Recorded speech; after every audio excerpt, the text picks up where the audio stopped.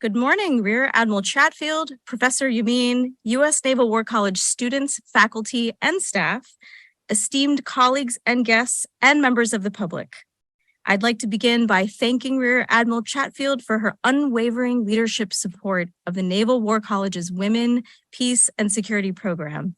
And to Professor Yameen, thank you for inviting me to speak to this distinguished audience at one of the department's longest-standing Women, Peace, and Security events. I am Michelle Strucke, the Deputy Assistant Secretary of Defense for Global Partnerships in the Office of the Undersecretary of Defense for Policy. My office is overseen by the Assistant Secretary of Defense for Strategy, Plans, and Capabilities, and we are proud to be the primary DoD policy office for security cooperation, humanitarian assistance and disaster response, including COVID-19 global response. We are the policy office for policy matters associated with institutional capacity building and training that enhances civilian oversight of foreign security forces. And we establish responsible defense governance and implementation of the DoD Leahy Law, which ensures that DoD security assistance does not flow to foreign security forces that commit gross violations of human rights. Importantly, and relevant to all of you today, I also oversee the department's Women, Peace, and Security portfolio, or WPS, our shorthand, as I think you all know, as I'll refer to it today in my remarks. And I'm absolutely delighted to speak today about how the department thinks about women, peace, and security, and why women, peace, and security principles are integral to our national security. I've had the opportunity to answer these questions a few times before and recognize it can be challenging to translate all of the very technical women, peace, and security related mandates, such as the Security Council mandates and women, peace, and security related U.S. law into defense policy, which guides DoD's military operations. But it is my delight to be able to do that today, to translate this law and guidance we receive into defense policy that enables all of you to find the relevance of women, peace, and security in your day-to-day portfolios and organizational missions in support of the Secretary of Defense. So today, I'd like to start off by providing some of the inspiration behind this work and an overview of the requirements that are driving the DoD's approach to women, peace, and security. I'll cover why the department has taken this on from a policy and an operational perspective, how this relates to the implementation of our National Defense Strategy, or NDS, and hopefully bring a greater understanding for each of you in terms of why this topic is so critical and essential to our national security. I'll also address the relationship of women, peace, and security to other topics that the department works on, including sexual harassment and assault, and diversity, equity, inclusion, and accessibility. And I'll conclude by putting forward a few recommended actions I know each of us can take to advance WPS in all of our day-to-day work. So one of the first things I'd love to start with is the first ever national strategy on gender equity and equality. There's a quote that I wanted to begin with from our president and vice president that I think resonates on this topic, and I hope inspires you the way it inspires me.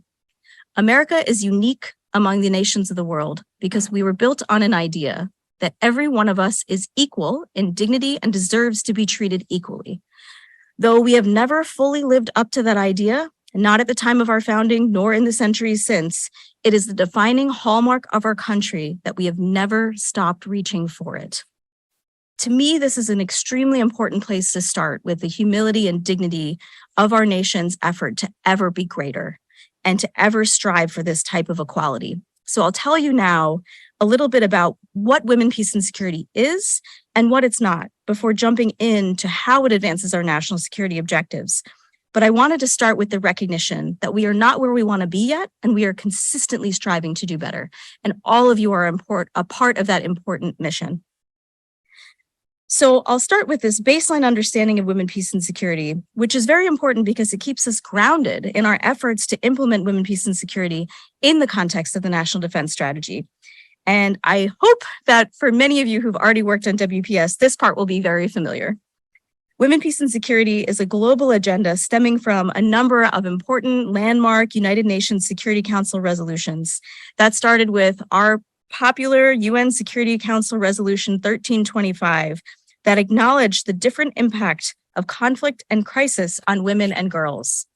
It advocates for their meaningful participation in peace and security decision-making, and it calls on global actors to incorporate gender analyses into their interventions in conflict and crisis-affected environments. UN Security Council Resolution 1325 establishes 4 core components or pillars of the global women, peace, and security agenda. First, very importantly, the increased participation of women in peace and security decision-making. So women not just being at the table, but women having their ideas and decisions taken up. Second, the protection of women and girls from sexual and gender-based violence, including conflict-related sexual violence. Third, the prevention of violence against women. And fourth, increasing women and girls' access to relief and recovery assistance. Globally, United Nations member states have been working on these mandates since 2000. Quick math, around 23 years, so for quite some time. And while there's been impressive progress, we in the United States government know that work remains. And much of that work falls in the purview of defense institutions around the globe. Next, I'd like to highlight some of the US laws and policies underlying the Department's Women, Peace, and Security efforts as the largest defense institution in the world. I'll start with the legal underpinnings of the rationale for why the department has taken on women, peace, and security. This is an important issue for several US presidential administrations, and it is an equally important issue for Congress. But there's also a strategic reason. The US government sees the strategic need to implement women, peace, and security across a multitude of sectors and has enacted a number of laws and policies to ensure that the US government comprehensively implements women, peace, and security. In short, we believe it's the right thing to do, but it's also the effective thing to do to make us more capable and to make us more operationally relevant and able to meet the challenges, the many challenges of our moment. UN Security Council Resolution 1325 sets out a framework, as I mentioned, for women, peace, and security, but successive presidents and members of Congress have also put forth important statements explaining why we have to be guided by these principles. So in 2011, President Barack Obama issued Executive Order 13595, which largely adopted the Women, Peace, and Security framework from 1325 as the basis for the US government's women, peace, and security efforts. It also directed the release and implementation of something very exciting, even if it might sound a little bit mundane, which is the implementation of the US National Action Plan, or NAP, on women, peace, and security. This important effort is putting concrete actions behind our commitments, and that's one of the reasons I'm so excited that as a country, we took this on in 2011. This was also done in response to both the advocacy efforts of civil society groups and the strong bipartisan support provided by members of Congress. I want to emphasize that participation by a wide sector of people in our society, institutions, and really listening humbly to others is one of the things that underscores women, peace, and security. So I'm highlighting that civil society just so you can understand that even in our defense institutions, it is a critical part of our work to listen to others and to be motivated and responsive to the things that they think we can do better. So in 2017, the Women, Peace, and Security Act was signed into law by President Donald Trump. It was the first comprehensive statute enacted by any government worldwide on women, peace, and security. It mandated the development of a single government-wide strategy known as the U.S. Strategy on Women, Peace, and Security, which was issued in 2019. So you can see the bipartisan cross-administration support for this important agenda. The strategy was notable in that it featured a concerted effort among relevant U.S. departments and agencies, including the Department of Defense, the Department of State, the Department of Homeland Security, and the U.S. Agency for International Development, or USAID, to accelerate, institutionalize, and better coordinate efforts to achieve women, peace, and security objectives. By 2020, the U.S. government had continued to have positive momentum on women, peace, and security implementation. That was a landmark year for us as we saw the publication of DoD's Women, Peace, and Security Strategic Framework and Implementation Plan, or SFIP, something that many of you practitioners of women, peace, and security may be very familiar with because it helps to guide our work today. This was a unifying step towards ensuring the meaningful participation of women across the development, management, and employment of the joint force, and integrating what's known as gender perspectives And that means exposing and understanding the impacts of gender differences into military activities, operations, and investments across the continuum of conflict. It's a way to increase our knowledge of the spaces that we operate in and to better understand the dynamics and subtleties of the differences that people have so that we can be more effective. In 2021, the department also received a dedicated Women, Peace, and Security Authority in the National Defense Authorization Act for fiscal year 21, requiring the department to hire dedicated Women, Peace, and Security staff. And anyone who's worked on anything knows how important it is to get real staff who are able and dedicated to any mission to make it happen. So that is something very exciting for us. They also required us to train U.S. defense personnel to expand our efforts beyond a small subset of people and into the wider department, and to advance women, peace, and security through our security cooperation activities with our partners and access barriers to recruiting, developing, retaining, and promoting women in our foreign partners' security forces as well. So you can see this exponential impact that's happening as a result of the marriage of our congressional authorities, the people we've been able to put in place, and the mandates established legally and globally, allowing us to be a country that is leaning forward on women, peace, and security and making important progress. This particular congressional authority has been instrumental to advancing women, peace, and security across the department's operations and activities. We've made great use of it, and to facilitate our women, peace, and security efforts, Congress has appropriated funds for DoD to advance women, peace, and security purposes, dedicated funds since FY 2019, and that continues today. As a policymaker, these women, peace, and security specific authorities, including appropriations, send a strong signal to our department's leadership that the United States is sincere in its support for women, peace, and security. I also know personally the passion of our leaders on this topic of ensuring that we are living up to our country's ideals and we are being as effective as possible, both ourselves and ensuring our partners have that same toolkit. At the same time, these authorities reflect the department's important role as one of the co-leading U.S. federal departments and agencies that are tasked with implementing the WPS Act. The Department of Defense is a co-lead. We're not subordinate to other departments. This is a commitment that we have, and that's something we're very proud to implement. So I wanted to share with you that the incredible partnership we have between the legal mandates that we respect and implement and our strategic purpose in doing so. This is what makes our work on women, peace, and security so strong.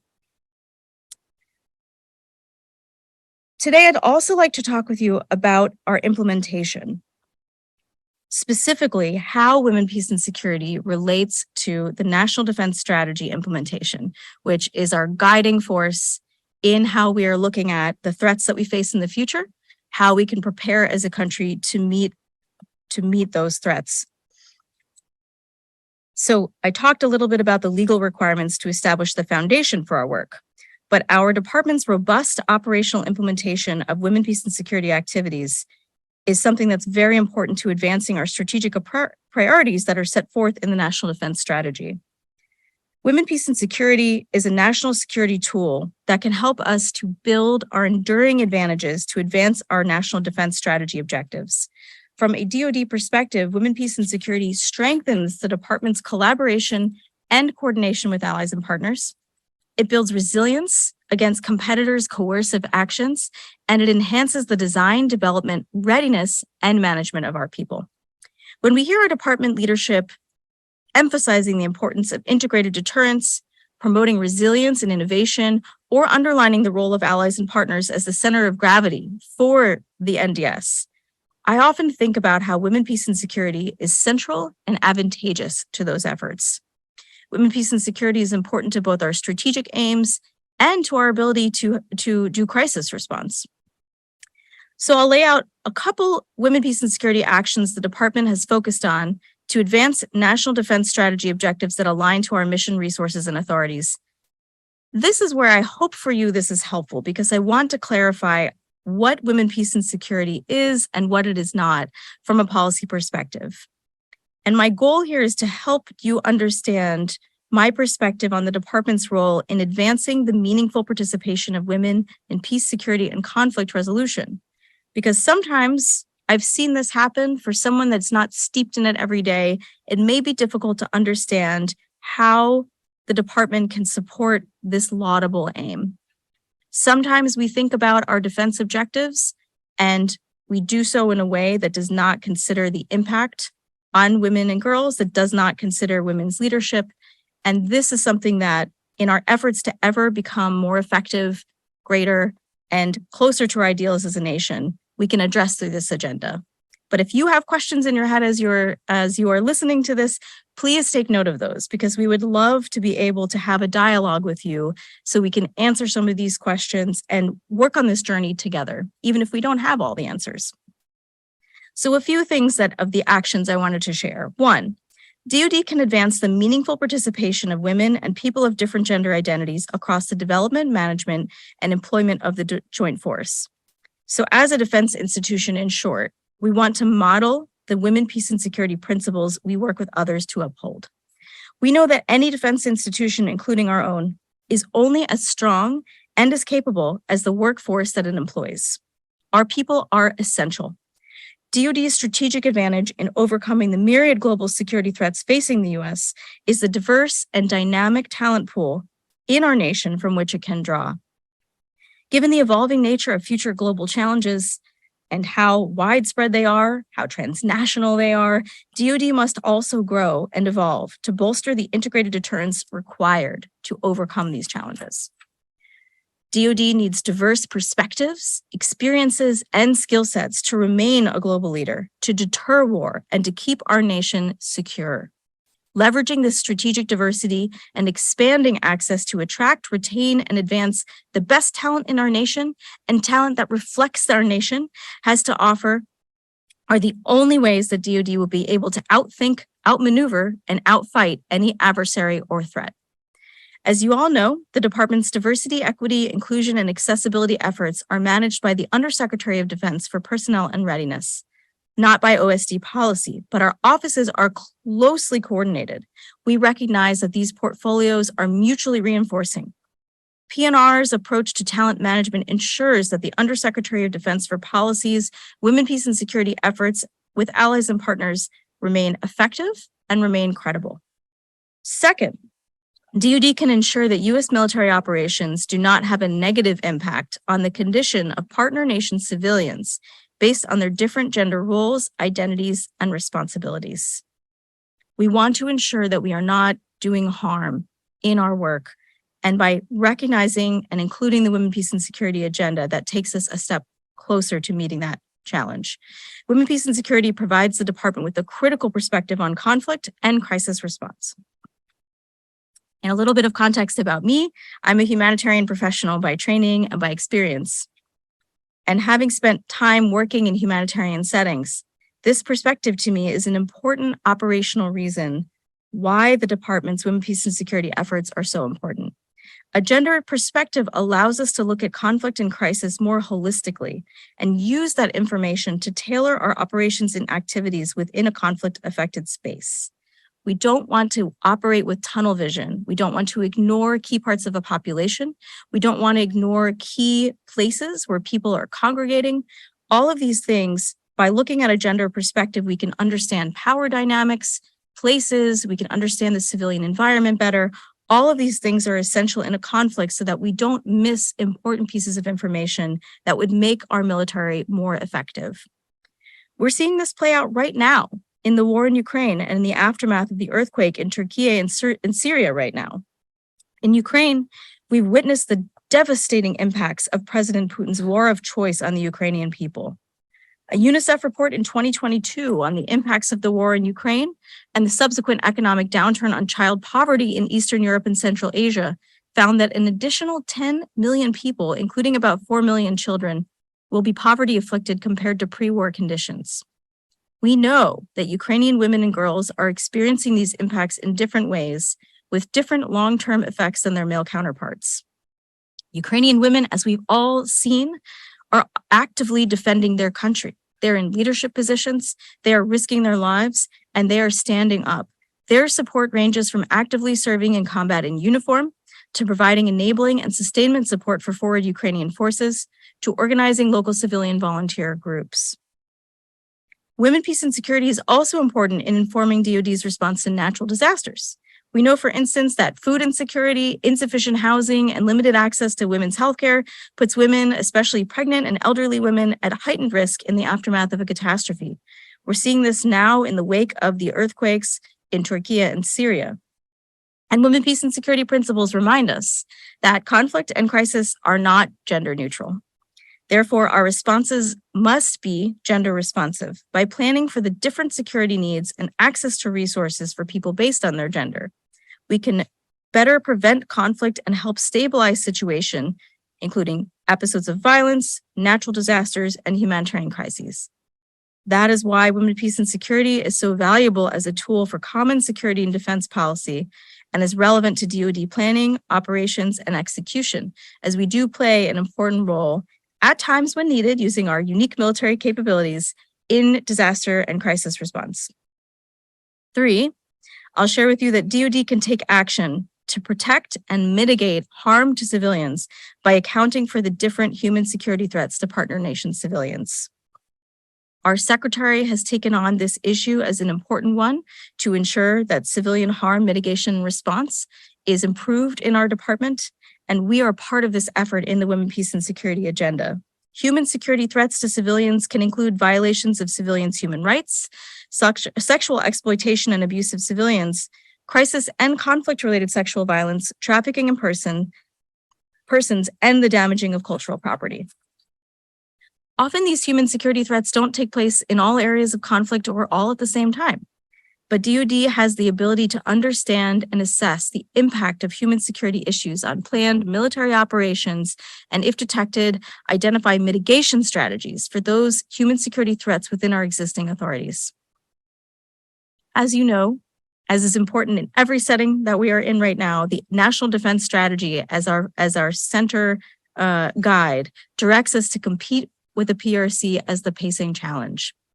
I see women, peace, and security underpinning our engagements with allies and partners that promote human rights, civilian control of the military, and other human security issues. These values are something that our secretary talks about a lot. For instance, just recently, he talked at the Conference of the Defense Ministers of the Americas, and he said that our countries aren't just bound together by geography. We are also drawn closer by our common interests and our common values, by our deep respect for human rights and human dignity, our commitment to the rule of law, and our devotion to democracy. Because the more we deepen our democracies, the more we deepen our security. So this is something that is a centerpiece of our work. It keeps us safer, and it helps us with our partnerships. A women, peace, and security approach on human security threats not only keeps us in alignment with other allied defense institutions, but it helps us to collaborate better with allies and partners to deter aggression from our adversaries and compete along the conflict continuum. And at a strategic level, women, peace, and security helps DoD as a defense institution model our values when engaging cooperatively with like-minded allies and partners. We want to be credible, we want to be legitimate, and we want to ensure that we are walking the talk when it comes to this important issue. As I mentioned before, the Secretary's Civilian Harm Mitigation and Response Action Plan, which was the action that the Secretary set out to ensure that we are prioritizing improvements in our civilian harm mitigation and response architecture. So we call that inside our department the CHIMRAP. It's a priority initiative that will help the department's transparency and accountability for how we mitigate and respond to civilian harm. I'll share with you that the Deputy Secretary of Defense hosted an International Women's Day event at the Pentagon last month.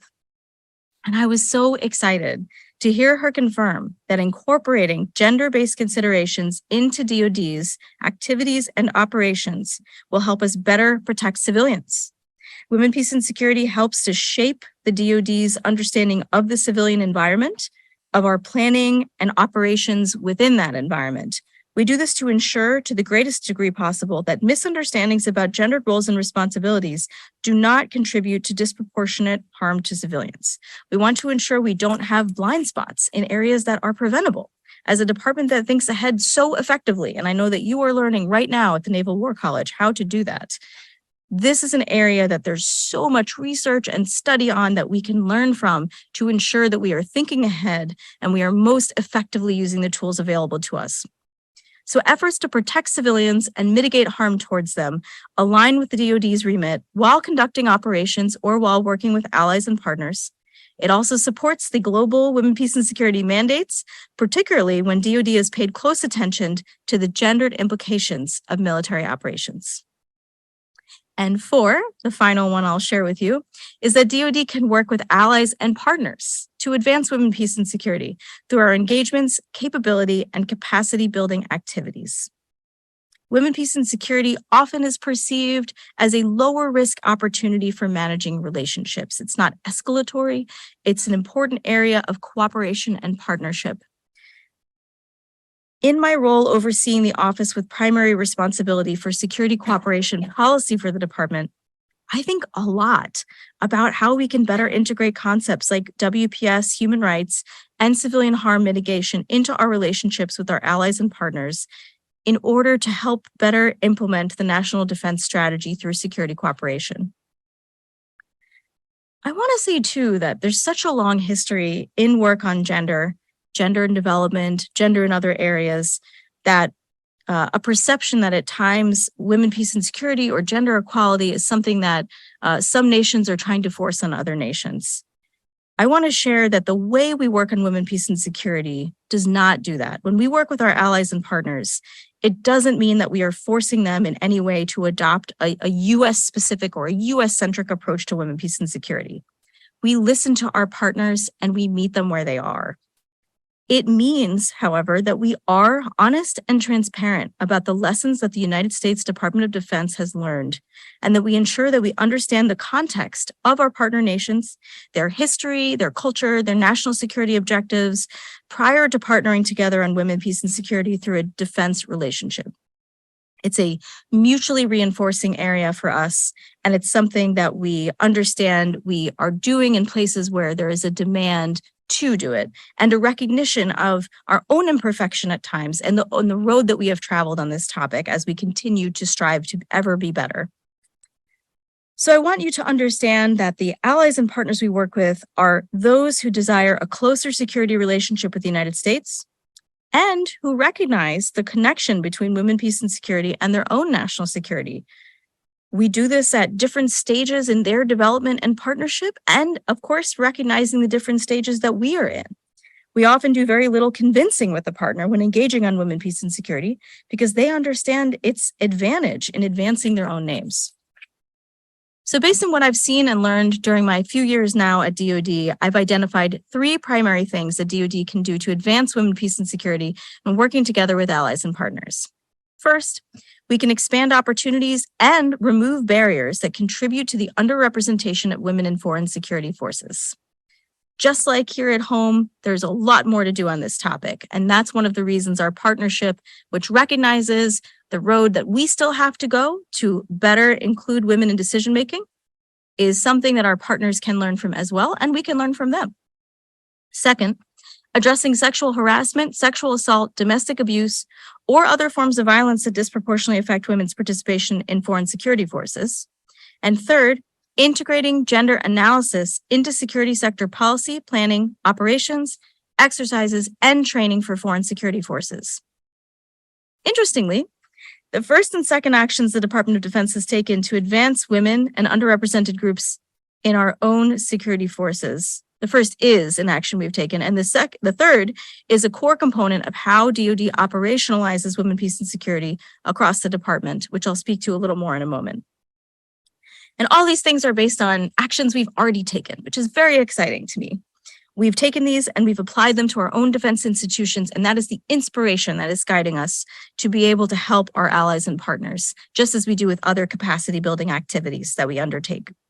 We use military to military engagements and security cooperation activities to share with our partners what's worked for us and what hasn't, and to adapt our approach to women, peace, and security to better meet the context in which our partners are operating. I'll give you an example.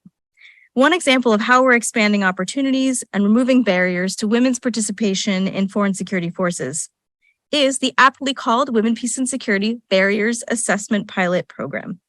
I'm very excited about this because this project will develop a barriers assessment methodology that DoD can use to further identify challenges to women's recruitment, retention, and employment in partner nation security forces. Our goal is to use that information to inform future DoD engagements and other security cooperation programs with partners.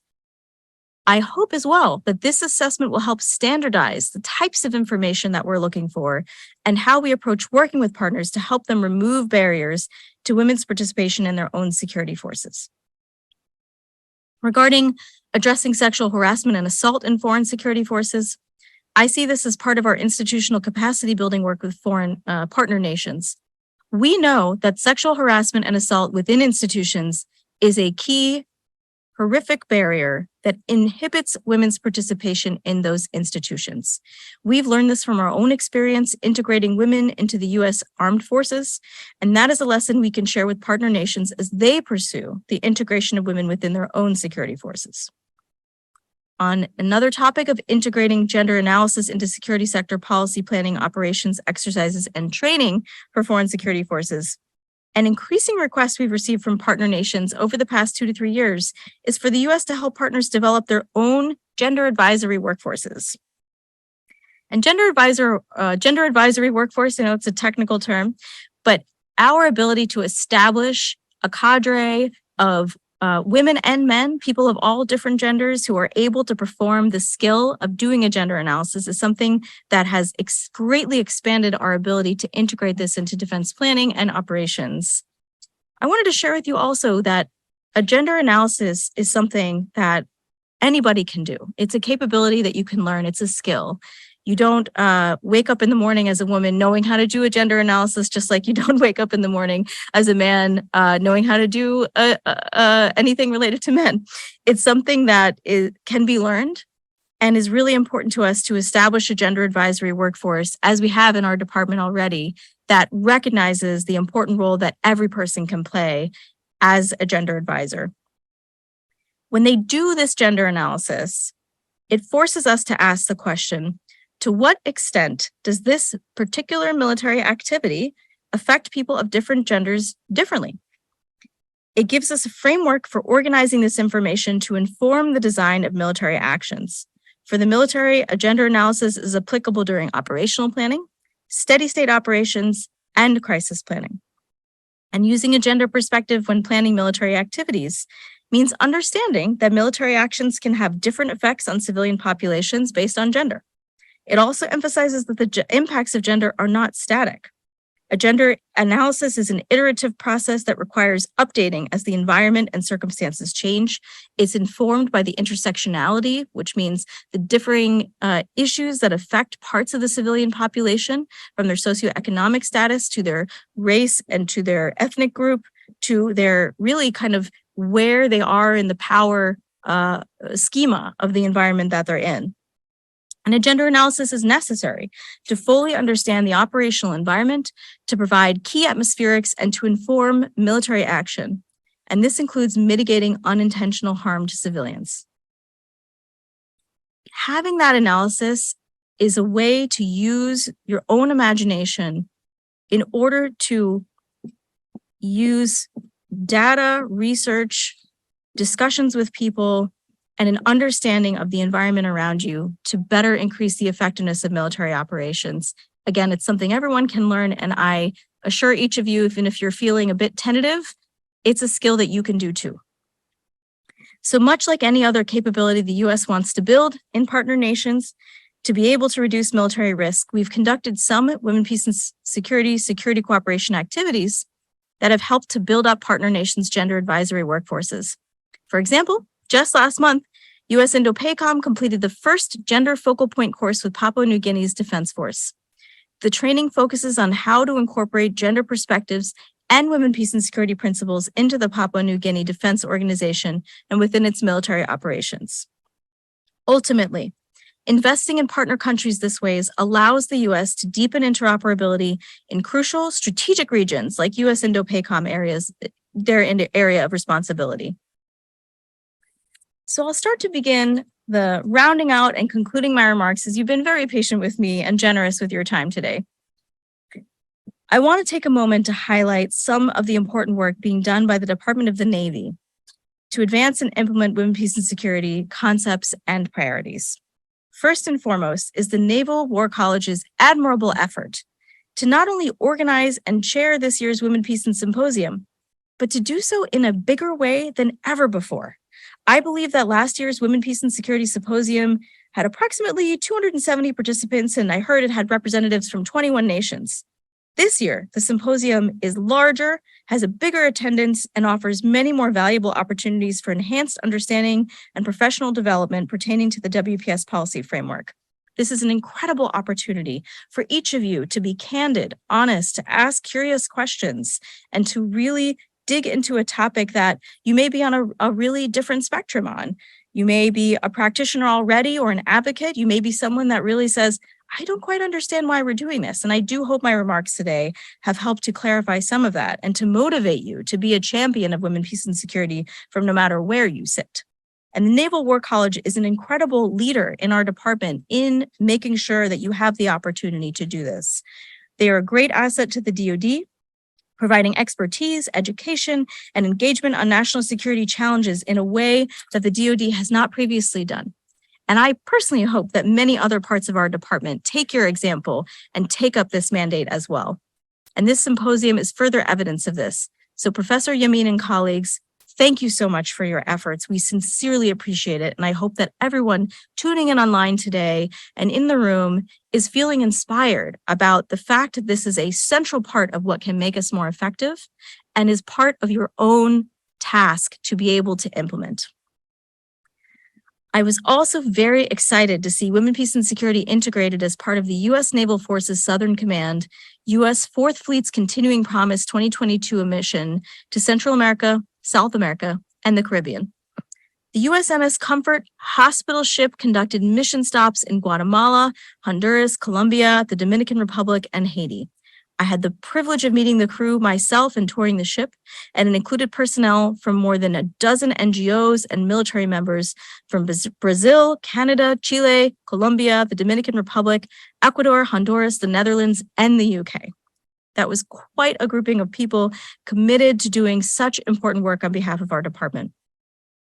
Beyond increasing regional stability and interoperability, the 2022 Continuing Promise mission saw more than 13,000 patients, participated in more than 25 subject matter expert exchanges, conducted 5 humanitarian assistance and disaster relief workshops, partook in 11 community relations engagements, and conducted, I'm very excited to say this number, 18 Women, Peace, and Security events. So it was not a side effort, it was an important part of their mission. Likewise, this past September, the USNS Mercy, the sister ship to the USNS Comfort, concluded Pacific Partnership 2022, which had similar goals to those of Continuing Promise 2022. Another exciting thing, for me, especially as a policy representative, is that the DoD is developing a standardized policy that codifies women, peace, and security practices that advance the implementation of the Women, Peace, and Security Act and further support our national security objectives. Our end goal, which again, we want you all to be part of, is that we are integrating women, peace, and security as a supporting theme throughout all major department activities that interact with civilian populations, in addition to all department security cooperation activities that build our partners' institutional capacity. I hope today that the fact that women, peace, and security is integral to our national security, that we have strong reasons for our continued popular support of its advancement across administrations, on the Hill, in our halls, should be clear from my remarks today. From the way that we analyze and examine threats to our ability to remain competitive against them, Women, Peace, and Security provides DoD with both an analytical approach and a strategic opportunity for accomplishing our mission to deter conflict and, if necessary, defend our national security interests. The role and power of the U.S. Navy is a critical part of this toolkit. In saying this, I do recognize that for some of you, you might not know where to start with Women, Peace, and Security. And I know I've pointed to quite a lot of documents, and pointing to documents is not always the best way to learn. And you may not fully understand its potential to make significant contributions in conflict resolution, security governance, and military affairs. But I will say that the world notices our actions. We're on the global stage as the United States, and our national defense strategy states that we will lead with our values. That doesn't make it easy. It's not an easy thing to do. We are not there yet in terms of our ambitious goals, but each of you can be part of ensuring that we are striving to get there. We have a firm commitment to a rules-based international order, one that is critical to maintaining our competitive advantage in this world and working together to meet challenges that we simply cannot face alone. Our president has called this the decisive decade. The actions that we take today, the role of our allies and partners are more essential than ever before. And we simply cannot leave women out of our defense institutions. And we have to be there to support our partners when they are building more of their people, more of their knowledge, and more of their operational effectiveness by advancing women, peace, and security. We have a firm commitment to promoting the transparent and accountable oversight of security forces. We've seen security forces that are not accountable. We've seen on the world stage when they commit abuses and the fact that that hurts them operationally. It hurts their legitimacy and it hurts people. And we've seen that respecting human rights is an essential way, again, to ensure that we are living up to our values and so are our allies and partners, that we are creating the world and we are part of shaping a world that we know will be safer, fairer, more accountable to all. So the promotion of these values and the principles that WPS advances directly balance against the autocratic powers that seek to undermine this system. So I invite you one last time to be curious. As you listen to the speakers of the symposium and attend sessions today and tomorrow, I encourage you to think critically about the role of women, peace, and security and the potential. If you have a blind spot on this, how do you propose that you'll fill it? I suggest that you ask these questions, that you come up with at least one action today at the symposium that you personally can do to better inform yourself.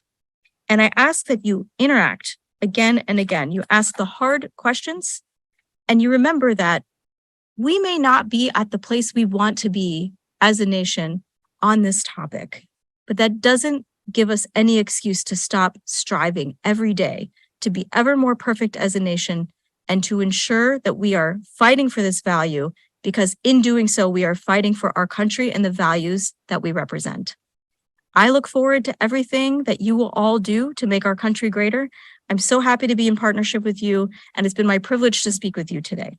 Thank you so much.